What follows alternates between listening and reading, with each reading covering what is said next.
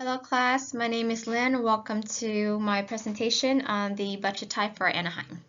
In this presentation, I'm going to explain the Anaheim budget format, its advantages and disadvantages, and the best budgeting model.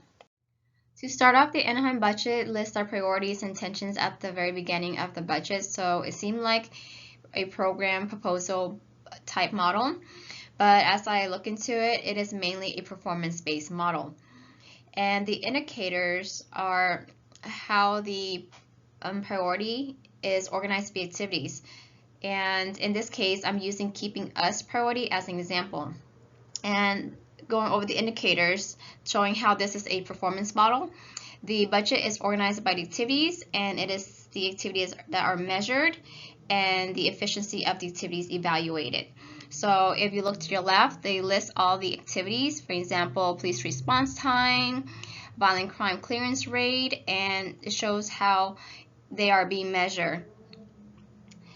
And the budget also includes other departments that are part of this priority, for example, fire department, but only with different performance measure. Continuing with the performance model, you can see other indicators. So you have the resource requirement and program operating expenses. The resources required, there's the Chief of Police, Administration, Operations, Investigations, and so on. You also see the program operating expenses, so the costs are identified from actual, adopted, and amended.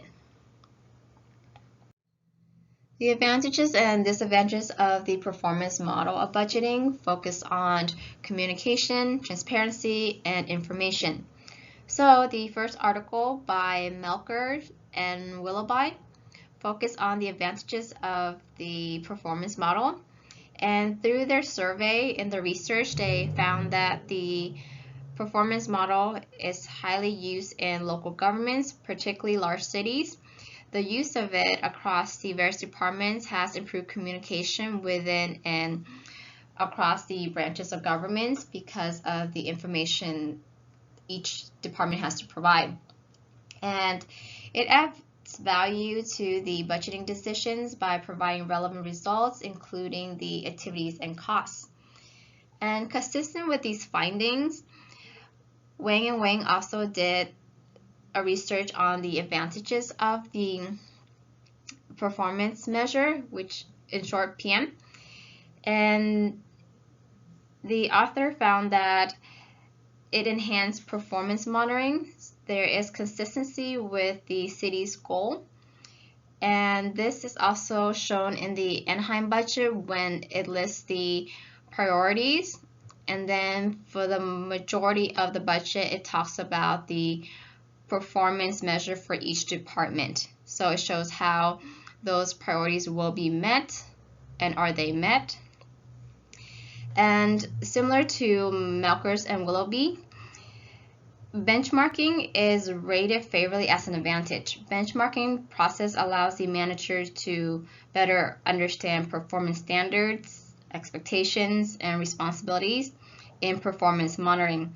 So cities have established performance targets that agencies are required to explain the underperformance and then take corrective action. So again, with the Anaheim budget, one of the performance target is violent crime clearance.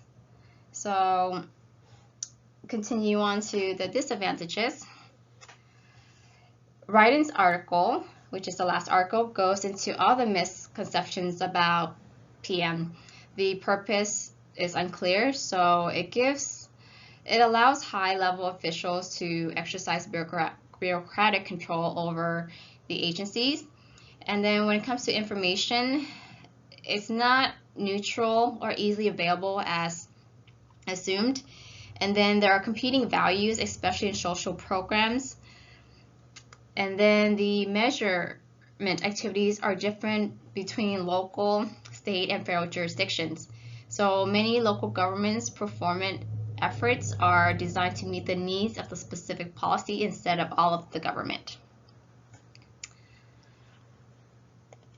Finally, the best budgeting format is still the performance model because it includes transparency, accountability, goals or targets, and communication.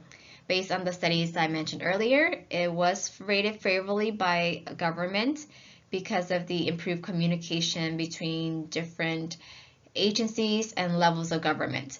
It has high customer satisfaction because the citizens' view and participation are involved.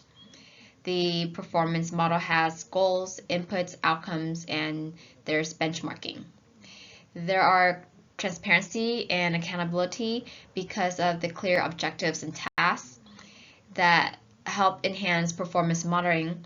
So as a taxpayer, you can see what the funding goes into rather than just the areas of interest, but also the activities within it, and you can compare it throughout the year. This concludes my presentation. Thank you and have a great week.